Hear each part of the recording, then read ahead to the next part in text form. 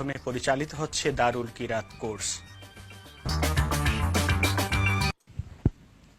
শুদ্ধ করে কোরআন শিক্ষার অনন্য প্রতিষ্ঠান হচ্ছে দারুল কিরাত মজিদিয়া ফুলতলি ট্রাস্ট, যার প্রতিষ্ঠা করেছিলেন আল্লামা সাহেব কিবলা ফুলতলি রহিমাহুল্লাহ।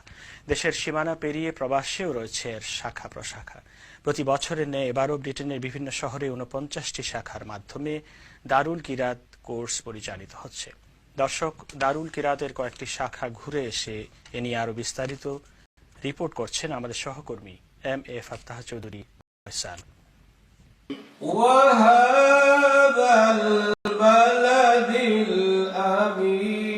ম্যানচেস্টার শাহজালাল মসজিদের মতো সামার হলিডেতে এভাবেই ব্রিটেনের বিভিন্ন শহরের মসজিদ কিংবা মাদ্রাসা থেকে কোরআন প্রশিক্ষণের আওয়াজ ছড়িয়ে পড়ে চারিদিকে।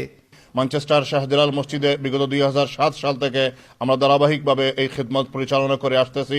আমাদের এখান থেকে প্রতি বছর বেশ কয়েকজন ছাত্র দারুল কিরাতের কোর্স সম্পন্ন করে কারি সাহেব হওয়ার সুযোগ লাভ করতেছেন।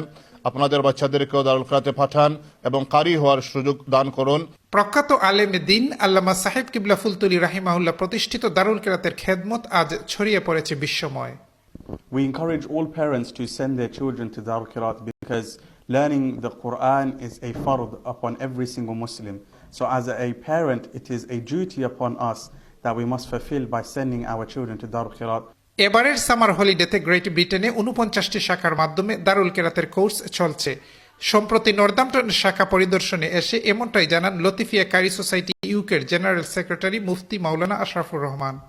দারুল কিরাত মজিদিয়া ফুলতলি ট্রাস্ট লতিফিয়া কারি সোসাইটি ইউকের অনুমোদনে এবছর ৪৯টি শাখা আয়োজন করা হয়েছে, যেখানে কোরআনে কারীমের সহিশুদ্ধ তিলাওয়াত শিক্ষা দেওয়া হচ্ছে।